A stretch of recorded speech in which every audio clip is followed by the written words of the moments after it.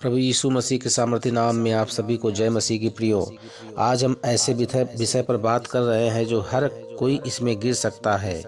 ये क्यों होता है कि जो लोग एक उच्च उद्देश्य के बुलाए जाते हैं वे अक्सर वासना के गहरे संघर्षों का सामना करते हैं।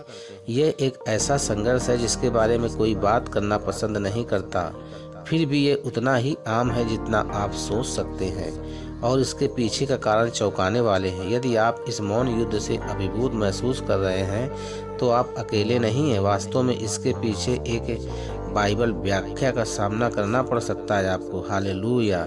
राजा दाऊद की ओर ले चलते हैं आपको। एक ऐसा व्यक्ति जो परमेश्वर के हृदय के अनुसार था, फिर भी वह बैतशेबा के साथ वासना के जाल में गिर गया। या फिर सिमसोन जिसकी शक्ति कितनी बड़ी थी लेकिन वो दलीला की कमजोरी कारण दब गई। आज भी जिन्हें परमेश्वर ने चुना है वे इस संघर्ष से अछूते नहीं। लेकिन क्यों?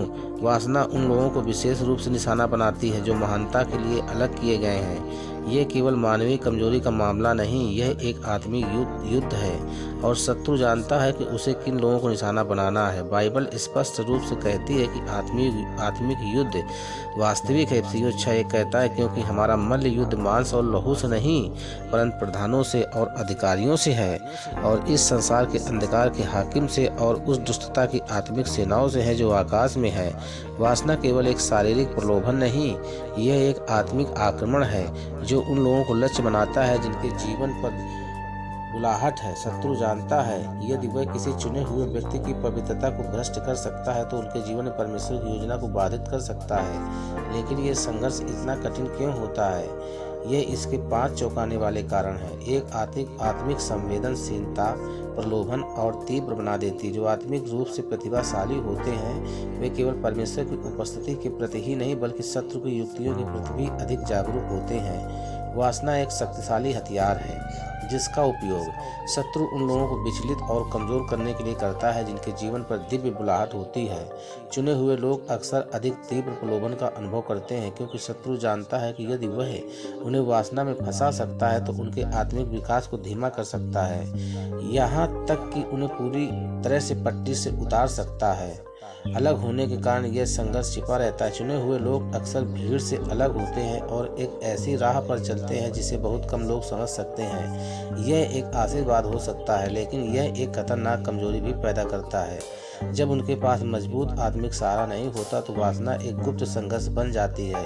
इस लड़ाई की गोपनीयता इसे और कठिन बना देती है, जिसे कई चुने हुए लोग चुपचाप संघर्ष करते रहते हैं और उच्च बुलाहट पर अधिक तीव्र हमले होते हैं। जिसका बुलाया जितना ऊंचा होता है उस पर आत्मिक युद्ध उतना ही तीव्र होता है। वासना केवल एक प्राकृतिक मानवीय संघर्ष ही नहीं, यह एक आत्मिक हमला है जिसे चुने हुए लोगों को परमेश्वर से भटकाने के लिए डिजाइन किया गया है। कई महान अगुवे भविष्यवक्ता और आत्मिक योद्धा इसलिए गिर गए क्योंकि उन्होंने इस संघर्ष की शक्ति को कम आंका। शत्रु वासना का एक उपयोग लगातार जाल के रूप में करता है, यह जानते हुए कि सबसे मजबूत योद्धा भी अपनी शारीरिक इच्छाओं के कारण गिर सकते हैं।